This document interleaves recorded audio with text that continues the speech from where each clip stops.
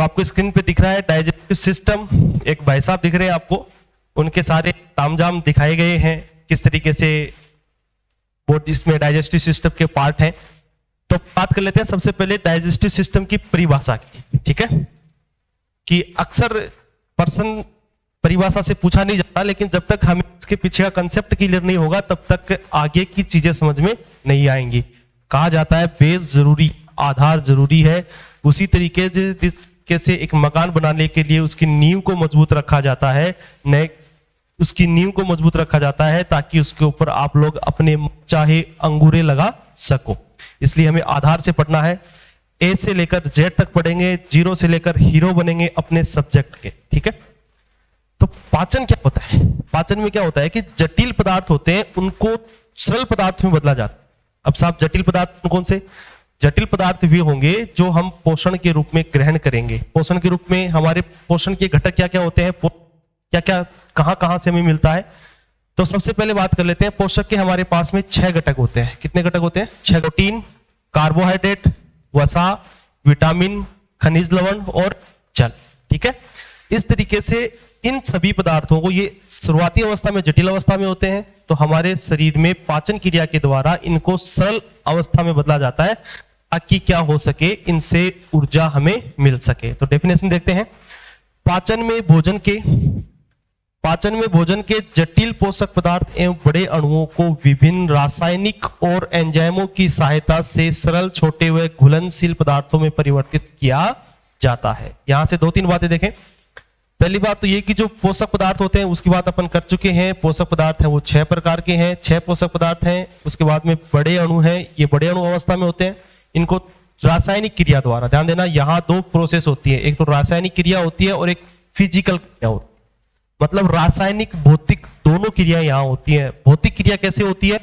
जब अपन भोजन लेके जाते हैं, ठीक है, मुंह में लेके जाते हैं, तो उसके बाद में दांत अपना कार्यक्रम स्टार्ट करते हैं, उसको चीरते फाड़ते काटते पीटते हैं, तो वो उसका भौतिक परिवर्तन होता है, मतलब उसके छोटे टुकड़ों में बदल देते हैं। उसके बाद में लार आती है, हमारे विभिन्न प्रकार के एंजाइम आते हैं, वो उसके ऊपर काम करते हैं, तो वो रासायनिक रूप से काम करते हैं। इसका मतलब ये हो गया, आपसे प्रश्न पूछा जाए कि पाचन कैसी क्रिया है, तो पाचन बताओगे इसमें भौतिक और रासायनिक दोनों क्रियाएं काम करती है, या यूं कहोगे यांत्रिक रासायनिक क्रिया है। कौन सी क्रिया है? यांत्रिक रासायनिक क्रिया। बात करते हैं कि किस किस से मिलकर बना होता है। पाचन तंत्र में क्या क्या भाग होते हैं? तो बेसिकली पाचन तंत्र के 2 भाग होते हैं। एक तो होता है पाचन के अंग और एक होती है ग्रंथियां। तो हम सबसे पहले एक एक की 1 बाय 1 सबकी बात कर लेते हैं, स्टेप टू स्टेप, ठीक है। पहले बात करते हैं अंग की। अंग में पूरे जो अंग संरचना है उसको बोलते हैं आहार नाल। क्या बोलते हैं उसको? आहार नाल बोलते हैं। एलिमेंट्री केनाल, जिसकी लंबाई लगभग 8 से 10 मीटर होती है। आप कहोगे सर 8 से 10 मीटर का तो पूरा इंसान ही नहीं है, तो इसमें ये कहां से आ गई?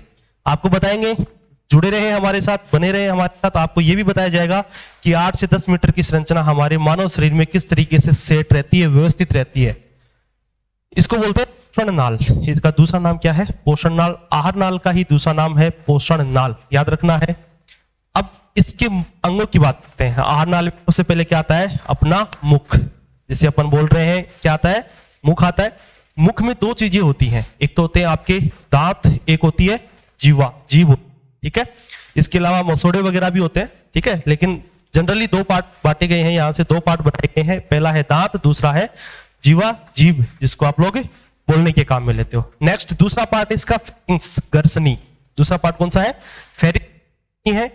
तीसरा पार्ट है इसका ग्रासनाल इजोफेगस, ठीक है। चौथा पार्ट है इसका स्टमक, आमाशय जिसको अपन कहते हैं। 5वां पार्ट है स्मॉल इंटेस्टाइन, छोटी आंत। क्या नाम देंगे? छोटी आंत। इसके 3 पार्ट होते हैं, DJI, क्या बोलते हैं? DJI, डेड्यूनम, जेजुनम, इलियम, ठीक है। ड्यूडिनम, जेजुनम और इलियम, ये इसके 3 पार्ट है। उसके बाद में आती है अपनी लार्ज इंटेस्टाइन, बड़ी आंत जिसे अपन कहते हैं, इसके भी 3 पार्ट हैं। एस का मतलब सीकम, सी का मतलब कोलोन और आर का मतलब रेक्टम। तो ये इसके कितने पार्ट हो गए? 3 पार्ट। अब 7वां पार्ट इसका रेक्टम अलग से दे रखा है, क्योंकि इसके जो कुछ फंक्शन यहां वो अलग होते हैं, इसलिए अपन ने इसको पार्ट में डिवाइड कर रखा है। तो यहां बेसिकली अपन ने 7 भाग देखे। अब अपन बात करते हैं 1 बाय 1। बड़ा इंटरेस्टिंग टॉपिक है। क्यों है? क्योंकि ये हमसे रिलेटेड है। यदि यहाँ किसी दूसरे प्राणी के बारे में पढ़ाया जा रहा होता तो आप लोग, यदि आपने उसको नहीं देखा है तो आप लोग सोच कैसा होता होगा, लेकिन अपने खुद की बात कर रहे हैं, अपने खुद की बॉडी की बात कर रहे हैं, तो इसके लिहाज से भी ये आपके लिए इंपॉर्टेंट टॉपिक हो जाता है और इंटरेस्टिंग हो जाता है अपने आप। ठीक है, 3 ग्रंथियां होती हैं। पहली ग्रंथि है लार ग्रंथि। ठीक है, ये वही लार ग्रंथि है जो मिठाई देख के आपके मुंह में अपने आप आ जाती है ना, बिन बुलाए मेहमान की तरह होती है। दूसरी है यकृत ग्रंथि, लीवर ग्रंथि, इसकी बात अपन डिटेल से करेंगे यहाँ। और तीसरी है आपकी पेनक्रियाज अग्नाशय, जिसको मिश्रित ग्रंथि कहा जाता है। ठीक है, अब बात करते हैं अपने 1 by 1 आहार नाल के भागों की। पहला भाग है मुख, इसको आप लोग क्या बोलते हैं? सुबह सुबह देखते हो ना उठी कांच के अंदर थोबड़ा, क्या बोलते हैं इसको? थोबड़ा बोलते हैं अपनी जनरल भाषा में, लेकिन अपन यहां मुख शब्द काम में लेंगे। मुख में होती है मुख गुहा। अपना अपना मुंह खोल के देखें, इसके अंदर एक खाली भाग है, केविटी है। ठीक है, उसको क्या बोलते हैं? मुख गुहा। पाचन तंत्र के आहार नाल के प्रारंभिक भाग के रूप में मुख गुहा में 2 प्रमुख संरचनाएं होती है। कौन कौन सी बात की थी अपन ने? टिथ और दूसरी जीवा।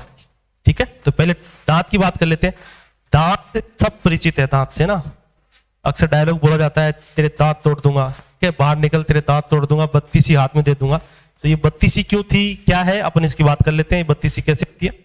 तो पहले दांत है। दांत के लिए यहां से 3 टर्म्स हैं जो जनरली एग्जाम में पूछी जाती है, और खासतौर से रेलवे का जो एग्जाम है उसके अंदर ये पूछी जाती है 3 टर्म्स। पहली टर्म्स क्या दे रखी है यहाँ? डाइफाइडोंट, डाइफाइडोंट। दूसरा है हेटेरोडोंट, तीसरा थीकोट। ठीक है, तो इसका मतलब आपको एक बात तो समझ में आ रही होगी कि ये तीनों के लिए डोंट काम में ले रहे हैं। इसका मतलब जहां कहीं भी आपको डोंट लास्ट में दिखाई दे, उसका मतलब किससे होगा? आपके दांत से होगा। ठीक है, किससे होगा? आप दांत से होगा। अब डाई का मतलब होता है 2। डाई का मतलब कितना होता है? 2। हेटेरो का एस। ठीक है, इको मतलब होता है गर्त, गड्ढा तो अपन बोलते हैं। तो बेसिकली अपन तीनों टर्म्स को याद देख लेते हैं, इंपॉर्टेंट है याद रखने। डाइफाइडोंट का मतलब हिंदी में बोलते हैं इसको द्विबार दंती। द्विबार दंती क्यों बोलते हैं हमारी दांतों की प्रकृति को? क्योंकि ये हमारे में 2 बार आते हैं। एक बार दूध के दांत जिसे अपन बोलते हैं वो आते हैं, उसके बाद में दूध के दांत टूट जाते हैं, कुछ दांत टूट जाते हैं, उसके बाद में क्या आते हैं? स्थायी या परमानेंट टिथ आते हैं, इसलिए अपन बोलते हैं इसको द्विबार दंती। आगे है हेटेरोडोंट, विषम दंती, क्योंकि हमारे अंदर जो दांत होते हैं वो सभी एक ही आकार के नहीं होते। आप अपनी अंगुली को दांतों के ऊपर घुमाकर देख सकते हैं, क्या सबका लेवल बराबर है? क्या उबड़ खाबड़ मिलेगा आपको? एक ऊपर है तो एक नीचे, इस तरीके से किसका कोना निकला हुआ है। ठीक है, इस तरीके से आपको मिलेगा। तो इसको क्या बोलते हैं? विषम दंती, मतलब ये दांत आपके समान नहीं होते। ठीक है, तीसरा टर्म यहाँ है थीकोडोंट, बोलते हैं कोष्ठ दंती। कोष्ठ दंती का मतलब है दांत है वो अस्थि से बने कोष्ठ में उपस्थित होते हैं। इस तरीके से एक बार देख लेते हैं यहाँ पे। ये देखो, ये आपका कोई दांत है। ठीक है, ये आपके यहां पर आपको कौन सा भाग दिखाई देता है? ये वाला भाग, ऊपर वाला भाग, ये तो दिखाई देता है आपको। तो यहां पर ये गर्त के अंदर उपस्थित है। ठीक है, ये इस तरीके से एक गर्त है, खड्डा है, इस गड्ढे के अंदर लगे हुए होते हैं जो सॉकेट, जिसे अपन कह सकते हैं कि सॉकेट टाइप का है। इस तरीके से इनको बोलते हैं थीकोडोंट। अस्थि में बने जो कोष्ठ होते हैं उनके अंदर रहते हैं। तो यहां से 3 टर्म फिर से रिपीट कर रहा हूं। क्यों कर रहा हूं? क्योंकि ये इंपॉर्टेंट है और आपको पता है उसी बात पे बताया जाता है, उसी बात को बार बार रिपीट किया जाता है जो एग्जाम की दृष्टि से इंपॉर्टेंट होती है। हमारे दांत द्विबार दंती होते हैं, विषम दंती होते हैं और कोष्ठ दंती होते हैं। नेक्स्ट चलते हैं अपनी नेक्स्ट स्लाइड पे। नेक्स्ट है मानव में दांत 2 प्रकार के हैं। कितने प्रकार के? 2 प्रकार के। आप कहोगे सर 4 प्रकार के हैं, थोड़ा सब्र रखो, सब आगे आ रहा है, आगे मत भागना है। पहले दांत है दांत। देखो एक मुन्ना है। ठीक है, मुन्ना दिख रहा है स्लाइड में? नहीं, किस लाल लाली का मुन्ना खो गया था, बाहर मिला था मुझे, तो मैंने सोचा चल यार क्लास में समझाने के काम आएगा, हर चीज का कहीं ना कहीं उपयोग होता है, तो मैं इस मुन्ने को ले आया। देखो कितना प्यारा सा मुन्ना है, देखो कितने चेहरे पे, देखो इसकी हंसी देखो, और सामने आपको इसके दिख रहे हैं 2 ऊपर और 2 नीचे। और आपको बेसिकली इन हथियारों के बीच में आपकी अंगुली जरूर आई होगी यदि आपके घर में कोई मुन्ना और मुन्नी है। और कहोगे सर मुन्ना मुन्नी अभी लाली का जुगाड़ ही नहीं हुआ। लाली का जुगाड़ बेटा पढ़ोगे तभी होगा, वरना तो ये फिर एक सपना रहेगा कि मैं भी इस हथियार में अपनी अंगुली डाल लूं। ठीक है, प्रथम प्राप्त दांत है, इनको बोलते हैं अपन दूध के दांत। दूध के दांत हैं ये 6वें माह से आना प्रारंभ होते हैं। कब से उगना प्रारंभ करते हैं? जब बच्चा जन्म ले लेता है। बच्चे जन्म के 6 महीने बाद से उसके मुख से ये दांत है निकलना प्रारंभ होते हैं। और होता क्या है कि जब ये दांत निकल रहे होते हैं तो बच्चे के अंदर कई प्रकार के शारीरिक परिवर्तन हो जाते हैं। मतलब बच्चा चिड़चिड़ा हो जाता है, रोने लग जाता है। ठीक है, अब अपन तो हमें कोई तकलीफ हो, पीड़ा हो तो हम बोल देते हैं, बोलकर बता देते हैं, लेकिन छोटा बच्चा है वो अपनी सभी जो भावनाएं हैं वो रोने के माध्यम से ही व्यक्त करता है। 12 से 14 वर्ष की उम्र तक बच्चे के मुख में पाए जाते हैं। मतलब कब तक ये रहेंगे दूध के दांत? 12 से 14 वर्ष की उम्र तक। जनरली ये एज जनरली है, मतलब किसी के अंदर ऊपर नीचे हो सकता है। कहीं आप लोग को सर मेरे में तो अभी भी है, तो ऐसा नहीं है। इनकी संख्या कितनी होती है? 20 होती है, जो कि वेरी वेरी इंपॉर्टेंट है। यहां से कई बार एग्जाम में क्वेश्चन पूछा जाता है, तो आपको याद रखना है प्राथमिक दांतों की संख्या कितनी होती है? 20 होती है। नेक्स्ट चलते हैं, इनका दंत सूत्र क्या है? दंत सूत्र इंपॉर्टेंट होता है एग्जाम की दृष्टि से। तो देखो यहां पर इसका दंत सूत्र बता रखा है 2102 बटा 2102 गुणा 2। ठीक है, अब कैसे है मैं बता देता हूं आपको। ये दांतों के प्रकार है, ये इंसाइजर है अपना, ये केनाइन है, ये प्रीमोलर है, ये मोलर है। यहां जो ऊपर वाला भाग है देखो, उसे उसका दंत भी आएगा, तो अपन देख लेते हैं। देखो इस तरीके से ये अब दिख रहा है आपको, ये लो, ये क्या है पता है आपको? अपने मुंह को फाड़ो, तो मुंह को फाड़ोगे तो कैसा दिखाई देगा? इस तरीके से। तो यहां देखो ये जो दंत सूत्र है ये आपका ऊपर वाला जबाड़ा है। ठीक है, ये ऊपरी जबाड़ा है, ये नीचे वाला जबाड़ा है। मैं इसको 2 भागों में बांट देता हूं। ये लो साहब, आप कहते हो ना जबाड़ा तोड़ दूंगा, ये लो मैंने तोड़ दिया, आधा आधा कर दिया। अब ये जो ऊपर वाला एक ले लिया मैंने, ठीक है, इसको ऊपर लिख दिया यहां 2102 और एक इसको लिख दिया 2102। ठीक है, तो अब ये 4 हो गए टोटल। 2 तो इसमें रहे, 1 2 और इसको 2 से गुणा कर देंगे तो कितने आ जाएंगे दांत? गिनो देखें, 2 1 2 तो ये रहे, 2 और 1 3 4 5। ठीक है, मतलब यहां कितने दांत हैं? 5 हैं। यहां कितने दांत हैं? 5 हैं। यहां कितने दांत हैं? 5। और यहां कितने दांत हैं? 5। टोटल कितने हो गए? टोटल हो गए आपके पास में 20। और यहां जो सूत्र दे रखा है वो इसको दिखा रखा है, मतलब 5 ऊपर के 5 नीचे के, और इसको किससे गुणा कर दिया? 2 से और गुणा कर दिया। आप गणितीय हिसाब से नहीं देखना है, गणितीय हिसाब से कहोगे सर 5 से 5 कट गया 2 बच गया, ऐसा नहीं है। ठीक है, तो ये आपका याद रखना है 2102 बट्टा 2102 गुणा 2 किसका सूत्र होता है? मानव बच्चे का दंत का सूत्र होता है। ठीक है, नेक्स्ट चलते हैं, वयस्क की बात कर लेते हैं। स्थायी दांतों की संख्या कितनी होती है? कितनी होती है? 32 होती है। ये 5 से 6 वर्ष की आयु से लगभग 27 वर्ष की आयु तक पूर्ण रूप से आ जाते हैं। मतलब जब एक 25-26 साल का जवान हो जाता है लाल, तब तक उसके 32 दांतों की संख्या आ जाती है। लेकिन आप लोग तो छोटी उम्र में बोल देते हो तेरे 32 ही तोड़ दूंगा, तो वो 32 ही एक बार उसको बोलना, तोड़ने से पहले मुझे भी गिना दे, अभी कंफ्यूजन है, पता नहीं आई है कि नहीं आई है ना 32 ही पूरी। तो 32 ही आपकी 25 एज के बाद आती है, और वो भी जरूरी नहीं है, उसमें एक विजडम टीथ होती है, अक्ल जाड़ होती है। वो तो जब आपको अकल आएगी ना, अकल तब आएगी जब अपन सक्सेस हो जाते हैं, और तो तभी आती है, उसके बाद ही आती है। ज्यादातर महिलाओं में तो शायद आती भी नहीं है, वर्ध अवस्था तक आती है। सूत्र की बात कर लेते हैं। ये देखो इंपॉर्टेंट सूत्र है 2123 बट्टा 2123 गुणा 2। ठीक है, अभी दोबारा से आपको मैं काउंटिंग करवा देता हूं पूरी। ये इंसाइजर है, ये केनाइन है, ये प्रीमोलर है, ये मोलर है। इसकी संख्या देखो 2 2 तो ऊपर रही, 2 और 1 3 4 5 5 3 8। ठीक है, 8 एक साइड में है और 8 इधर है, तो ये भी 8 इधर हो गई और 8 इधर हो गई। अब टोटल 4 8 हो गए। कितने हो गए? 8 चौके 32। वैसे गणित बायोलॉजी वालों की कमजोर होती है, लेकिन अपने को प्रैक्टिस करते रहना है ताकि मजबूत हो जाए। मेरे जैसे बच्चे तो लेते ही बायोलॉजी इसलिए हैं ताकि गणित का सामना नहीं करना पड़े। तो देखो यहां पर 32 संख्या हो गई। अब देखते हैं, ये देखो आपको डायग्राम दिख रहा है, स्लाइड दिख रही है, स्लाइड में अच्छे से शो कर रखा अपन ने 21-23। यहाँ 2 क्या है, 1 क्या है, 2 क्या है, 3 क्या है। ठीक है, और देखिए कि आपको एक और डायग्राम दिख रहा है नीचे की तरफ, दिख रहा है, इसमें दिखा रखा है कि इंसाइजर सामने वाले 4 दांत हैं, उसके बाद में केनाइन्स हैं, उसके बाद में प्रीमोलर्स हैं और उसके बाद में मोलर्स हैं। ठीक है, तो ये इनका सीक्वेंस है, क्रम है। ठीक है, नेक्स्ट चलते हैं।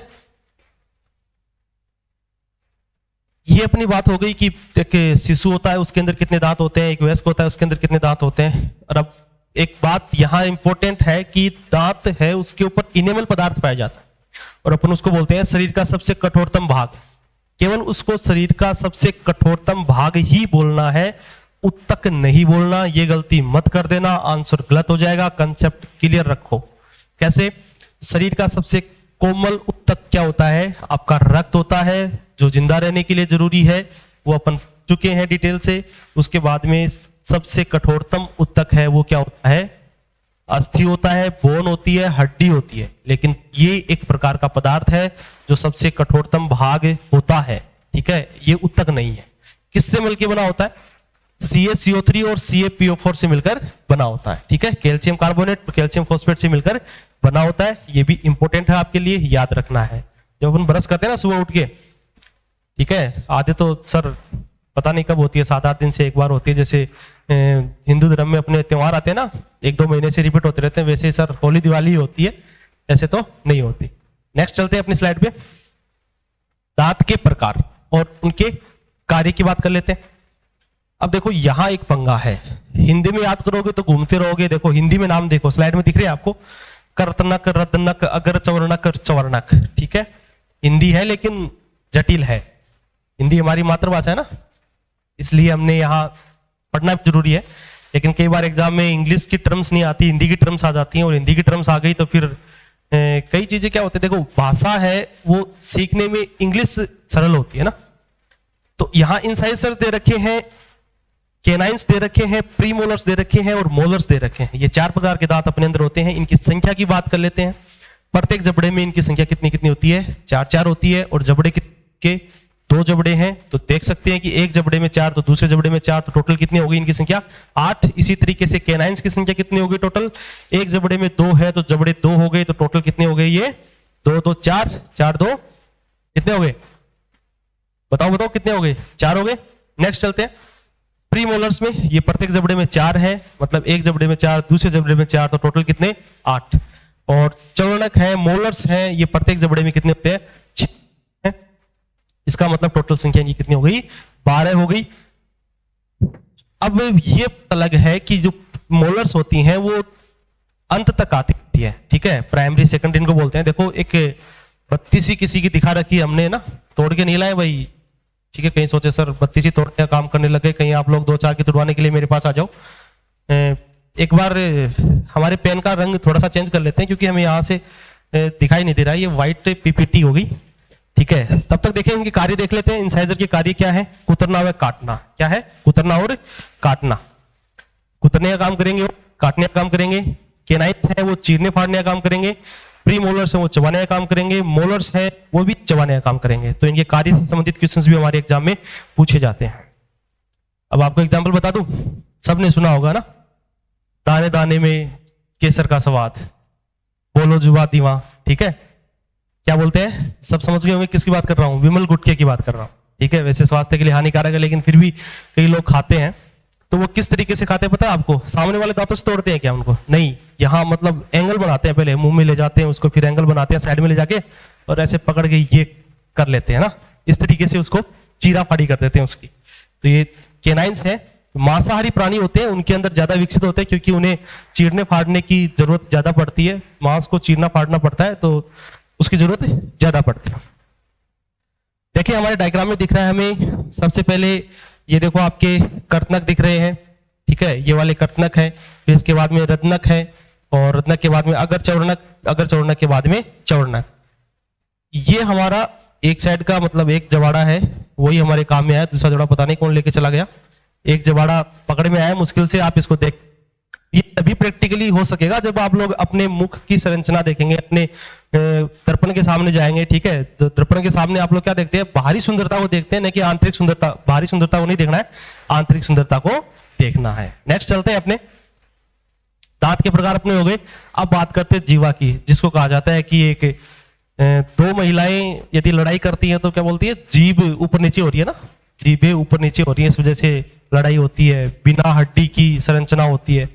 देखो की बात करते हैं अपन पहले कि पेशियों से निर्मित संरचना है। किससे बनी होती है? पेशियों से बनी होती है। अब साहब काम, क्या इसमें हड्डी होती है नहीं होती? अक्सर ये सुना जाता है कि ये बिना हड्डी की संरचना है इसलिए कुछ भी बोल देती है, ठीक है, किधर भी हो जाती है, किधर भी घूम जाती है, लेकिन हड्डी ये जुड़ी हुई होती है। हमारे जो गले के अंदर ये जीभ पाई जाती है, ये क्या होती है, मुख में जीभ है, ये क्या करती है, पीछे की तरफ जुड़ी हुई होती है। किस तरीके से समझना, हमारे में तो ये पीछे से जुड़ी हुई है, पीछे हड्डी होती है जिसको बोलते हैं हायोइड बोन। क्या बोलते हैं? हायोइड बोन बोलते हैं। ये पीछे से जुड़ी हुई होती है। मान लो, समझने की कोशिश करना, आपको समझाता हूं, एग्जांपल देखें। हमारे अंदर तो ये इस तरीके से, मान लो ये क्या है, हायोइड बोन है, ठीक है, और ये इस तरीके से आपकी बाहर निकली हुई रहती है, ठीक है, इस तरीके से मान लो, दिख रहा है तुमको सही से, ये पीछे से जुड़ी हुई है, ये इस तरीके से अपनी बाहर निकल जाती है, ठीक है।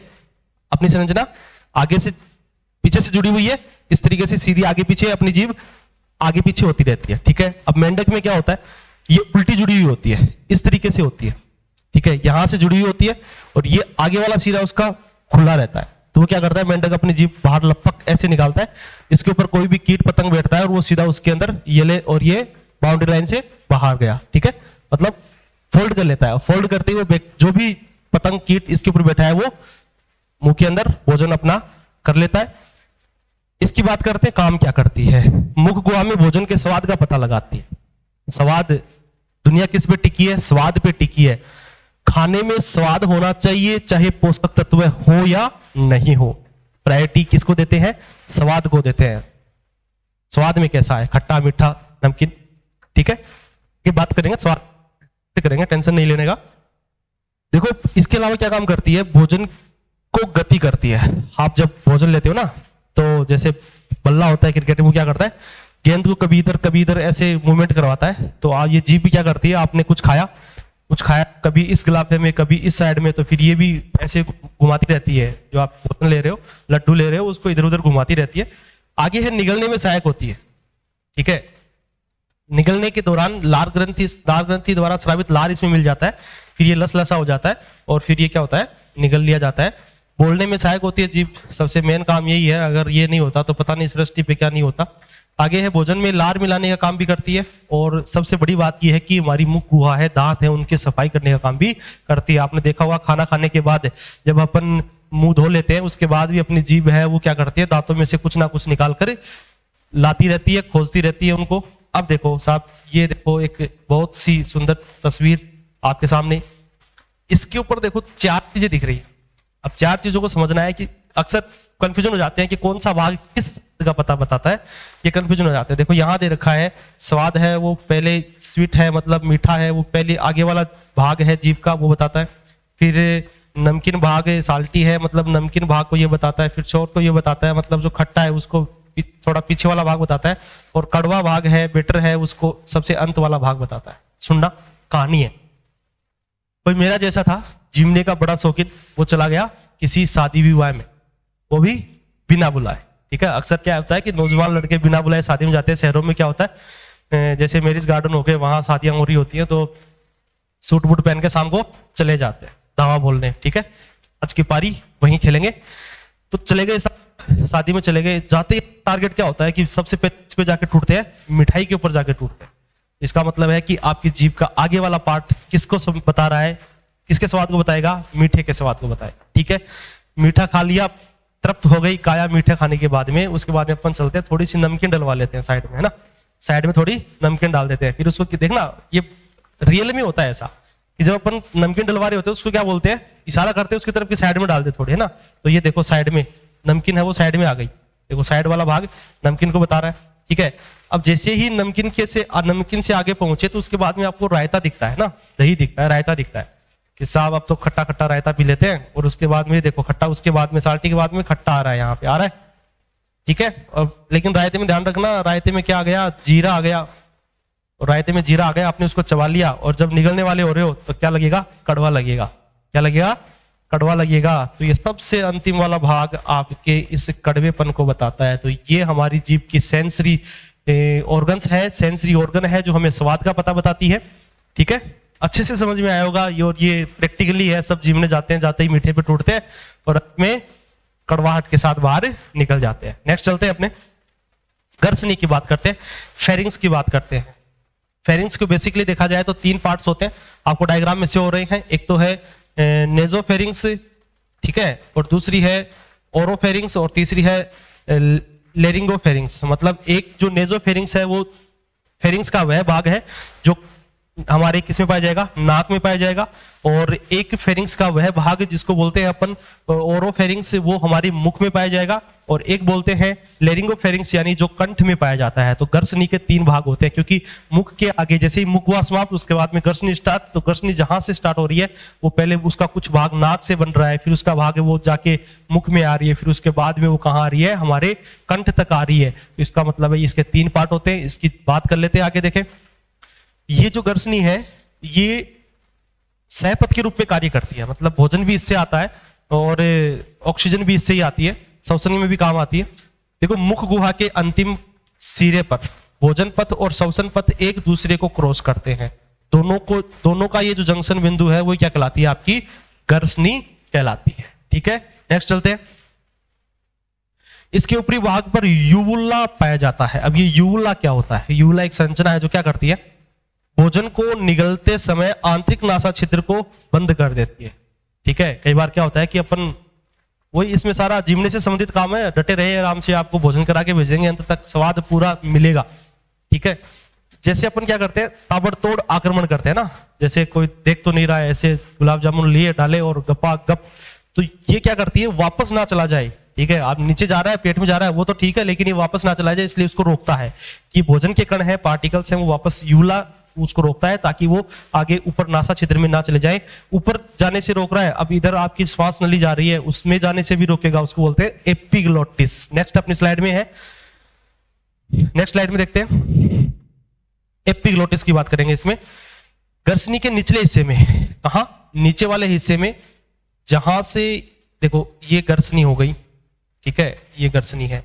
अब यहां से एक तो जाएगा ग्रास नाल में, एक जाएगा श्वसन मार्ग में, ट्रेकिया में। ठीक है, ये गर्सनी आ रही है, इसको इसलिए सहपथ कहा क्योंकि ये इसी के माध्यम से भोजन आ रहा है, इसी के माध्यम से ऑक्सीजन आ रही है। एक बार फिर जब श्वसन, ये तो श्वसन पथ हो गया और ये भोजन का पथ हो गया, तो भोजन है वो इधर आ गया और श्वसन है वो, वायु है वो इधर चली गई, इसलिए दोनों को लेके आ रही है, इसलिए बोलते हैं सहपथ। क्या बोलते हैं इसको? सहपथ का मतलब है दोनों को लाने वाली संरचना। आगे देखें, अब यहां पर एक वाल लगा होता है, इसको बोलते हैं एपिग्लोटिस। अब ये क्या काम करता है साहब, अगर आप भोजन ले रहे हो तो इसको बंद कर देगा ताकि ये भोजन के कण है आपके, गुलाब जामुन अगर इधर फंस गया तो पता है ना क्या होने वाला है, फिर तो डॉक्टर ही निकालेगा। और श्वसन ले रहे हैं तो इसको बंद करता है ताकि ये भी बंद हो जाए। तो गर्सनी के निचले हिस्से में एपिग्लोटिस, याद रखना नाम पूछा जाता है, एपिग्लोटिस हिंदी में बोलते हैं कंठ छद, पाया जाता है, जो कि भोजन को निगलने के दौरान श्वास नली को बंद कर देता है। कौन बंद करता है? एपिग्लोटिस बंद करता है। नेक्स्ट देखते हैं, ग्रास नाल, इसका कोई विशेष काम नहीं होता, ये केवल भोजन को पहुंचाने का काम करती है। गर्सनी से भोजन को आमाशय तक पहुंचाने का काम करती। देखो ये संरचना है, एक सीधी पाइप सी दिख रही है आपको डायग्राम में। फिर से हमें पेन, और पेन की जो कलर है वो आपको दिख नहीं रही होगी। ये देखिए यहां पर ये केवल एक नली रूपा संरचना है जो क्या कर रही है, इजोफेगस इसको अपन बोलते हैं। इसकी अगर आंतरिक संरचना की बात करें तो इसमें मसल्स होती हैं, सब म्यूकोसा होता है, म्यूकोसा होता है और एडवेंटिटिया होता है। ये क्या करते हैं, ये श्लेष्मा का स्राव करते हैं जो भोजन को चिकना बनाता है ताकि उसमें कर्मानुकुंचन गतियां होती हैं और इसकी वजह से क्या करता है, आमाशय तक पहुंच जाता है, जो अपना स्टोरेज पार्ट होता है, जो आगे बात करेंगे उसकी। देखते हैं, गर्सनी के अंतिम भाग से भोजन को आमाशय तक पहुंचाती है। काम क्या होगा, भोजन को कहां से लेके जाएगी, गर्सनी के अंतिम भाग से भोजन को आमाशय तक पहुंचाएगी। और यहां भोजन का पाचन नहीं होता, केवल कर्मानुकुंचन गतियां होती हैं जिसके माध्यम से भोजन आगे की ओर मूव करता है, गति करता है। नेक्स्ट करते हैं बात जिसके लिए दुनिया गतिशील है, इसको बोलते हैं पापी पेट। क्या बोलते हैं उसको? पापी पेट, है ना। और इसी की दुनिया शायद भग रही है। मैं जब यहाँ आपको पढ़ा रहा हूं तो इसी के लिए पढ़ा रहा हूं, और आप पढ़ रहे हो तो शायद इसी के लिए पढ़ रहे हो कि ये कैसे भी, ठीक है, इसको भरना है, कैसे भी भरे, लेकिन पोषक पदार्थों से भरना है। आजकल अपन क्या करते हैं, जैसे अपनी गाड़ी होती है ना, उसमें अपन पेट्रोल कितना भी महंगा हो गया लेकिन वो उसमें पेट्रोल भी डालते हैं। जैसे पेट्रोल अभी महंगा चल रहा है लेकिन फिर भी हम अपनी गाड़ी में पेट्रोल ही डालते हैं, उसकी जगह केरोसिन या डीजल का उपयोग क्यों नहीं कर रहे? क्योंकि वो क्या करती है, हमारे इंजन को खराब कर देती है। तो फिर भाई अब अमूल्य सिस्टम है, अमूल्य जो बिना जिसका कोई मूल्य नहीं है, ऐसी गाड़ी है। इसके अंदर अपन ऐसे कैसे डाल देते हैं कुछ भी पदार्थों को, बेशकीमती मतलब अच्छी क्वालिटी वाले पदार्थ नहीं डालते ना। मार्केट में गए आपको आम मिल रहे हैं, ठीक है, एक अच्छी क्वालिटी के आम है, एक थोड़ी कम क्वालिटी के आम है, तो आप लोग सस्ते के चक्कर में कम क्वालिटी वाले लेके आओगे, और वो जाहिर सी बात है कुछ ना कुछ तुरंत प्रभाव नहीं डालते, उनका तत्कालिक प्रभाव नहीं होता, लेकिन फिर भी उनका क्या होता है, एक लंबे समय के बाद भी उनका प्रभाव देखने को मिलता है। आमाशय पापी पेट जिसको कहा जाता है, इसकी बात कर लेते हैं। इसके 4 पार्ट हैं। पहला पार्ट कौन सा है? फंडस है, ठीक है। फंडस के बाद में उसका दूसरा पार्ट है कार्डिया, तीसरा पार्ट है इसकी बॉडी, और चौथा पार्ट है इसका पाइलोरस। इसकी आकृति कैसी दिख रही है आपको? अंग्रेजी में ABCD सबने पढ़ी होगी, ये जे के आकार का आपको दिख रहा है, ठीक है। तो इसकी आकृति कैसी है? जे के आकार की। प्रश्न यहां से पूछा जाता है। थैले नुमा संरचना है, पेट का नाम ले दिया तो पेट तो अपने आप में एक थैला है जिसमें आप लोग भरते रहते हो राशन, और इसकी धारण क्षमता 3 लीटर तक होती है। आप लोग 3 लीटर तक मतलब 3 किलो के आसपास तक खा सकते हो, लेकिन इतनी कैपेसिटी अपनी होती नहीं है। आजकल वालों की नहीं होती, वरना पहले वाले जो हमारे दादा दादी घर में है उनसे पूछना कि लोग क्या क्या खा जाते थे, कितना कितना खा जाते थे, ठीक है। इसके 4 पार्ट हैं। पहला है फंडस पार्ट, दिख रहा है आपको डायग्राम में, जो इसका शीर्षस्थ भाग है, ऊपरी भाग है। दूसरा है इसका कार्डिया, कार्डिया शब्द ही हृदय के लिए लेते हैं, तो इसका कार्डिया मतलब ये हृदय की तरफ पाया जाने वाला भाग है।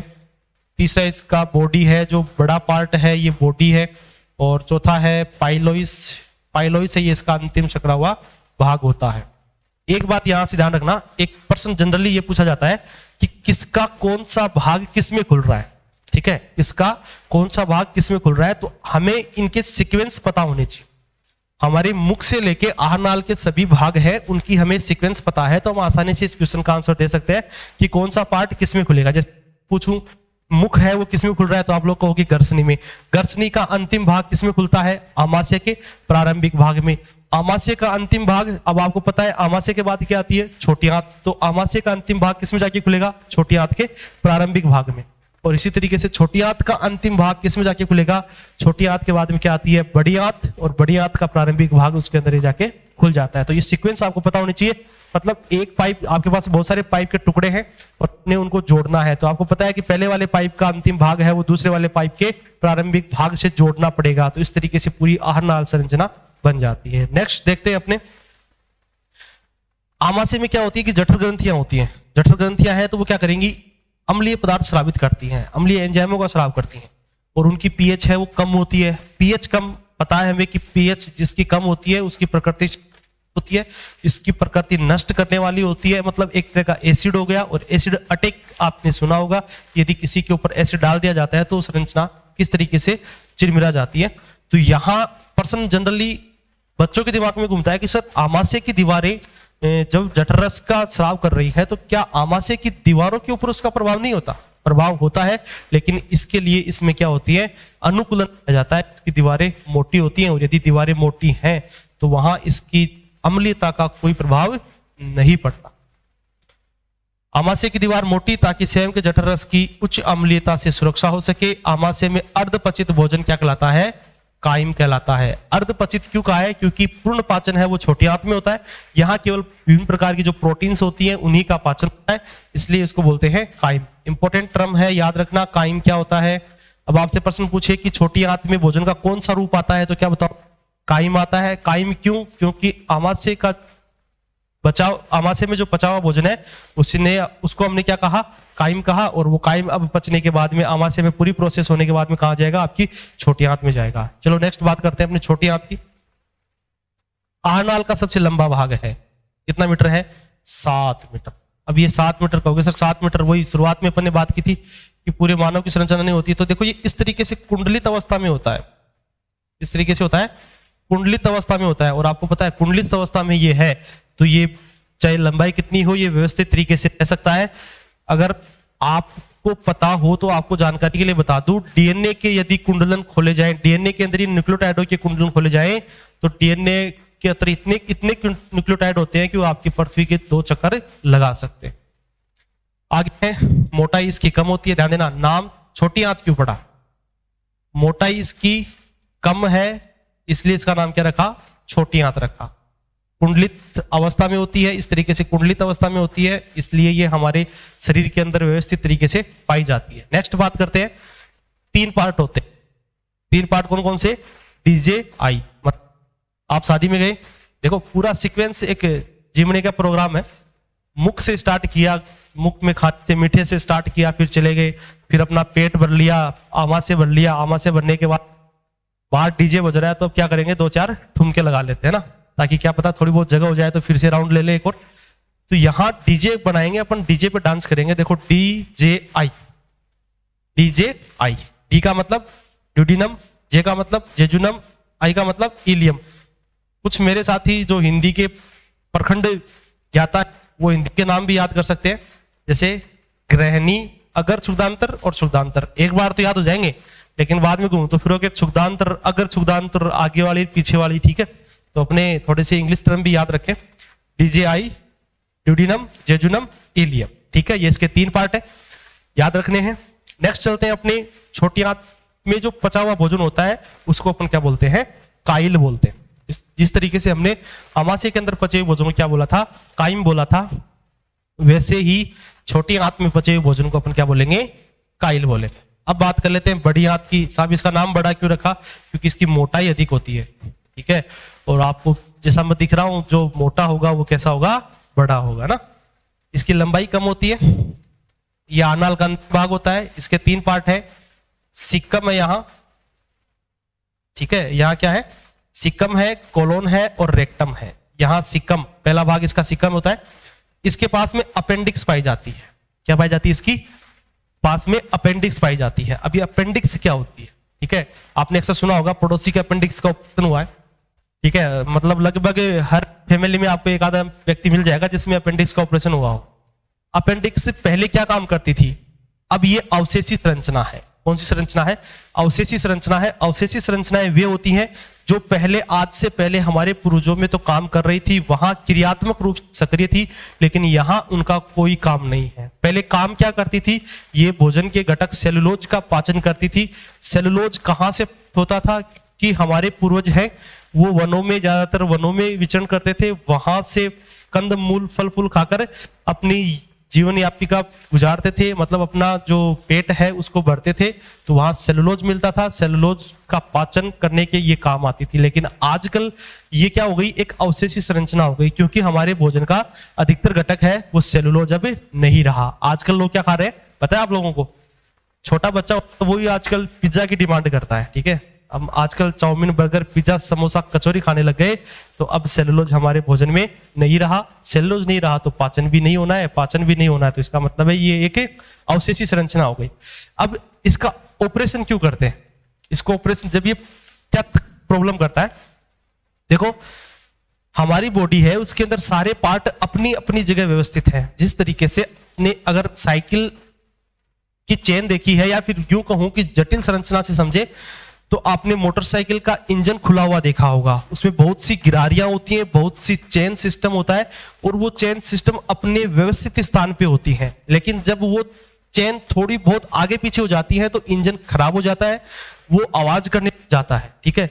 तो उसी तरीके से हमारे शरीर के अंदर भी हमारे सभी कल पुर्जे भगवान ने इस तरीके से फिट किए हैं कि वो किसी एक दूसरे को परेशान नहीं करने वाले हैं। लेकिन अब अपेंडिक्स है, खाली घर शैतान का होता है। ये कहा जाता है ना कि मतलब जिसके पास कोई काम नहीं, वो कुछ ना कुछ बदमाशी जरूर करेगा, वो कुछ ना कुछ नया करेगा। तो ये अपेंडिक्स अब काम तो है नहीं, सेलुलोज तो आ नहीं रहा, ये तो इंतजार कर रहा है कब सेलुलोज आए, और आप लोग इसको पिज्जा, बर्गर, समोसा, कचौरी दे रहे हो, तो ये उसका पाचन नहीं करता, इसलिए काम नहीं कर रहा। अब ये क्या करता है? कभी कभार अपनी ग्रोथ कर लेता है, ठीक है। अब जैसे यहां लीवर है, ठीक है, यहां लीवर है और इसके पास में क्या जुड़ा हुआ है? ये अपेंडिक्स जुड़ा हुआ है। अब ये धीरे धीरे अपेंडिक्स अपनी ग्रोथ करेगा, तो किसके ऊपर प्रेशर डालेगा? लीवर पे प्रेशर डालेगा, और लीवर पे प्रेशर डालेगा तो लीवर में क्या होगा? दर्द का अनुभव होगा। अगर किसी के साथ अपन क्या बोलते हो, मारवाड़ी भाषा बोलते ना, कुचरनी करना, है ना। कुचरनी करेंगे तो जाहिर सी बात है अगले वाला प्रॉब्लम में होगा। तो इस समस्या से निपटने के लिए इसको काट कर हटा देते हैं, क्योंकि अब इसका काम नहीं है। इसलिए अगर ये शरीर में नहीं रहेगी तो भी कोई काम बातें नहीं होगा। तो ये आप लोगों के समझ में आ गया अपेंडिक्स क्या होती है, अपेंडिक्स का ऑपरेशन क्यों करते हैं। इसका हिंदी का नाम बड़ा ही रोचक है, इसको बोलते हैं कर्मी रूपी प्रीशेषिका। क्या बोलते हैं? कर्मी रूपी प्रीशेषिका इसको हिंदी में कहा जाता। तो दूसरा पार्ट है इसका कोलन है, वो यू आकार का होता है। नेक्स्ट इसका तीसरा पार्ट रेक्टम है, ये आगे गुदा से जुड़ा हुआ होता है, जिसमें अपचित भोजन को मल के रूप में संग्रहित किया जाता है और जहां से हमारी पेशियां होती हैं वो भाग लेती हैं उस मल त्याग में, और यहाँ पे हमारे जो अपशिष्ट पदार्थ है उसको शरीर से बाहर त्याग दिया जाता है। ये हो गए हमारे पाचन तंत्र का फर्स्ट पार्ट हमने पढ़ा है, अंग हमने पढ़े हैं। यहाँ तक उम्मीद करता हूँ समझ में आया होगा। एक बार नहीं, आपके पास ये वीडियो लाइफ टाइम के लिए रहने वाला है। आप लोग इसको बार बार देखें, रिपीट करें, शेयर करें, दोस्तों के साथ शेयर करें, ताकि बहुत ज्यादा से ज्यादा लोगों को इसका फायदा हो सके। ठीक है, खुद को किसी की अमानत समझकर, खुद को किसी की अमानत समझकर हर लम्हा वफादार रहना ही इश्क है। ठीक है, ये वो इश्क नहीं है लाला लालियों वाला। अगर आप किसी को अपने किसी के लिए आप वफादार हो तो उसे वफादार हो, ठीक है, और उसके लिए वफादार बने रहना ही आपका उसके लिए क्या होगा, सच्चा इश्क होगा। ठीक है, एक लाला लालियों के लिए एक डायलॉग तो बनता है, क्योंकि वो हमारी क्लास को बड़ी शिद्दत, जुनून और जज्बे के साथ देखते हैं। लगता था उनसे बिछड़ेंगे तो मर जाएंगे, एक लाला सोच रहा है, लगता था उनसे बिछड़ेंगे तो मर जाएंगे, कमाल का वहम था। क्या था? कमाल का वहम था, हकीकत कुछ और ही थी। सुनना हकीकत क्या थी। लगता था उनसे बिछड़ेंगे तो मर जाएंगे, कमाल का वहम था, कमबख्त बुखार तक नहीं आया। क्या नहीं हुआ? बुखार तक नहीं आया। तो जो मानते ना लाला मेरे लिए सर्वोपरि, सर्वोपरि कुछ नहीं है इस समय आपके लिए। सर्वोपरि आपकी एग्जाम है, आपका लक्ष्य है, आपके वो माता पिता है जिन्होंने आपको जन्म दिया, इस काबिल बनाया, और वो आपसे ये उम्मीद रखते हैं कि आप उनके सपनों को उड़ान दोगे। ठीक है, आपका बहुत बहुत धन्यवाद। कल मिलेंगे इसके नेक्स्ट पार्ट के साथ। इसके नेक्स्ट पार्ट में ग्लैंड्स, ग्रंथियां पढ़ेंगे, और उसके बाद में किस तरीके से भोजन को पचाया जाता है अपन उसकी बात करेंगे। यहाँ तक के लिए धन्यवाद, थैंक यू, जय हिंद, जय भारत।